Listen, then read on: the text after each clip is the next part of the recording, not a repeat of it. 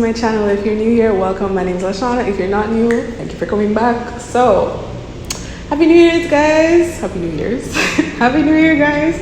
So, personally, I'm not really a New Year person, but I know a lot of you guys are. So, Happy New Year, guys. So, the purpose of this video is obviously to address new things that have been happening. A lot of people have been DMing me saying that they're new students and everything and have been asking questions and things. There are a couple things that I think are important for you all to know before you come here, just so that you all can prepare, because things have changed with how the world is right now. And I just needed to do like an update on studying in Cuba. So basically, to let you know what to expect and what's the new changes. The first thing that I wanted to address was something that's obviously the most important when being a student who's traveling: the cost of living. So I feel like for a lot of people, especially Jamaican students, the reason to choose Cuba was, one, it's cheaper than UAE, two, it's closer to home, so it's easier for you to go home, and three, it has a good reputation. Cuban doctors are regarded as the best doctors, especially in Jamaica. There's a reputation that comes with studying in Cuba. The thing with that though, the major thing why a lot of people choose is because obviously cost of living is, you always hear like it's so affordable to live here and thing. Jamaica is a third world country, so the wages are different and thing. So you would have thought that it's easier like to live in Cuba and thing, it should be the more affordable option. That has changed now. So I've been here for almost maybe 4 years, almost. And the cost of living when I just came is completely different from now. It was way and hella affordable when I just arrived. I couldn't believe, like, I went home with extra money, and now I can't keep money to save my life. And it maybe it's my spending habits, but genuinely it's not, because I've spoken to friends who have better spending habits than I do, and everybody keeps saying it's so expensive now. The reason for that is as a result of what was happening under the Trump administration, which thank God it gone. What was happening was really affecting Cuba, especially after the fact when the coronavirus hit and traveling had stopped. So tourism and thing had stopped. They weren't getting any foreign exchange, or as much foreign exchange as they were getting before. Cuba imports a lot of its foods. It was unable to import a lot of the supplies that it needs from other countries, obviously because of COVID, and everything did just cease, like all business and things had ceased. So food was lacking here for a while. If we're being realistic, the supermarket them did look sparse, honestly. And what had happened now, I had gone home, and when I came up back, the new thing that was going on was that a lot of those supermarkets had now become US supermarkets. So not US brand, but they now accept US dollars. They don't take Cook, which was formerly the money that was here, or CUP, which is also one of the other type of monies that currency that they use here. So because of that, everything is quoted in dollars now. So before, $1 was about $1, it wasn't that bad, I don't remember. But you could, coming here with US would have been in your advantage. When you change money, it would have ended up giving you a lot more Cook than it would have been in US, right? So it was okay, like the prices were feasible and things were in Cook, so they weren't as high. Now, that's not the case anymore. I went to the supermarket the other day, one pack of soap at $1. One small pack of washing soap, powdered soap, is $1 US. What? Not even in Jamaica. Like, it's a lot of things have changed here, and I really think it's important for you to sit down with your parents and talk to them about this before, so that you can work out a budget, a feasible one, before you come here. Because trust me, it's not cheap again. It's not nice again, you know. It's not like, oh, just go with some money and think. Nah, you really have to manage it. So if you're watching this with your parents and your child comes here and starts complaining, saying, mommy, I need more money, blah blah blah, they're not being wasteful. Things are expensive now, honestly. And it's still some of the inconvenient things that you couldn't find before, so they're still there. But and when you find them, it's a high price. It's true. Like chicken you used to be able to get a bag for like $6 of like, maybe call it a 12 chicken leg. One bag of 6 chicken leg now is like $20. I'm not exaggerating and I'm not joking. It's expensive. It really is expensive now. And I really had to sit down and speak to my mom about it when the new year started, because a lot of things are changing. So the cost of living has gone up. That is the first major thing. Rent, the landlords don't want CUP, which is the only currency that exists now. I'm about to talk about that in a minute. So rent is now basically quoted in USD. Like before it was Cook, and that would obviously be less than the US. Now it's in USD. So rent is a lot more expensive now as well, especially if you want a decent place. This place that y'all have seen me talk about so many times is a gem in comparison. For what I'm paying is a gem in comparison to some of the other places and some of the other prices that they're quoting. Some of the other prices that they're quoting. My landlord already told me that if I plan to stay here for like another year, he's going to renegotiate the price again in July. So the place is gonna go up, and I probably can't afford to live here anymore. And that breaks my heart, but I'm just gonna have to move again, I guess. So the next thing I want to talk about, money updates. So I ran for my purse to show you guys. I'm gonna insert a video here to show you guys before what's the money that we used to use Cook. I went and changed out all of that. We used to use Cook and thing. They got rid of that now. For what reason? I don't know. They don't want to use it anymore. And now what we use is CUP. It used to be Cook and CUP before. Mostly we would use the CUP to pay for taxis or to pay in the market and stuff, because it's the smaller, it was the inferior valued money. Now it's the only one that's there, not inferior valued anymore. This is what you cannot pay your land people in. Basically they don't want CUP. But this is where what everyone is taking now. I'm looking for other bills to show you guys. So right now this $500 bill is about 20 Cook, what used to be 20 Cook. This $220, this is the 20. This is a $3 one.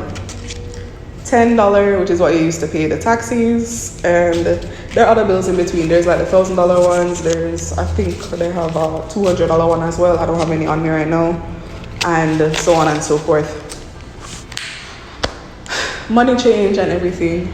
So no, and that's also another thing with the problem with the expenses. It's like, because you're using what was the lesser money now, it's like they're like, oh, so you're just shelling out the money like nothing, because they're like, yeah man, it look like you have a lot when you change over the Cook into it, because for this it used to be 24 of this make one Cook.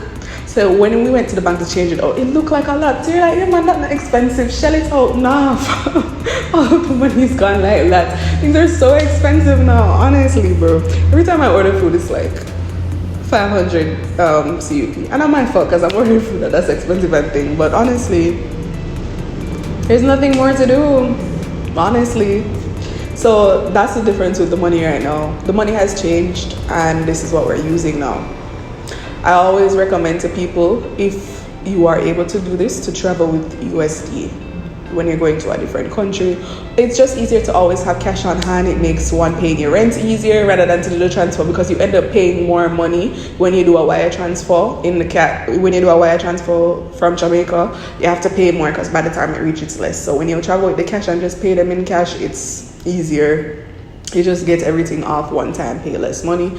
If you're able to do that option, that's what you should do. If you need to change money and thing here, you just bring the cash and go to, you can change it in the street if you have a safe source, or you can go to the bank and change it. The problem is now is that the bank is changing it like 1-to-1. So now it's like $1 is like 24 CUP. So how it used to be 1-to-1 to Cook before, that's not a very good deal. In the street, you'll get it for like 1-to-35, which is like 1 and 1.5, which is not bad and stuff. But you need to be careful because they might give you fake money in the streets.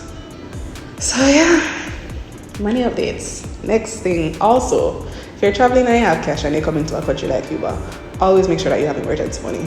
Just unrelated and random and thing, but you never know when you might need to flee a country. Let's be realistic. You never know when you might need to flee a country. Always have cash on you to put down for something. Emergency money is always important as an international student. And make sure you say ID money good, because people will rob you. It has happened to a couple of my friends here that have gotten robbed for money by people who either clean them house or whatever. Walk with locks to lock up your stuff. Oh, school fees, bro. So during the time when I applied to come here, Life was fine, life was good. They were doing, it was advertised as a scholarship, it was also advertised as a promotion. Basically, if you had come from the Caribbean or you came from Latin America, your school fee would be reduced in comparison to someone who is, say, from the continent of Africa or from Spain or any other part in the world that we have other students that come here to study. So first year, for example, was about 8,500. First and second year is 8,500 USD for us at the time, and for African students they would pay like maybe, I think it's either 10,000 or 13,000, I believe. All this is quoted in USD. You can't pay school fee in USD though. And that was good. So a lot of students were coming here because obviously that's cheaper. That's good. That's a good price for medicine. It has changed now. With everything that's going on with COVID, I think they switched it back. So that promotion has ended. The price now to start, even if you come from the Caribbean, or Latin America, is the same as what the Africans used to pay. It gone up back to the same. I think it's either 10 or 11 or 12,000 USD for your first year, which that's expensive. I have friends who started the same time as me, and now their siblings are coming up and their parents have to be paying the price for, or same price, because you get a contract when you come here, which once you're accepted, the amount that they tell you that's how much your school fee is to be paid, that's the time until you're finished. So that's the amount that you have to pay until you're finished. You're good. So even if they change the prices, it doesn't affect you, because at the time this is what you were accepted and the price range you were accepted for. However, the new students are gotten back to the OG price, which was the full price and thing, which, bro, it's a lot. Feeling for the parents, I honestly do, especially like how the cost of living and everything has gone up here now. To pay two school fee for two different kids at two different price range, and also to give them money and things so that they are able to live and survive, it's hard. I feel it for parents. Don't repeat the year. Make sure you pass the exams, because it's rough on the parents out here, honestly. Is it worth it still? I feel like you'd have to judge yourself. Is this something that you want to do?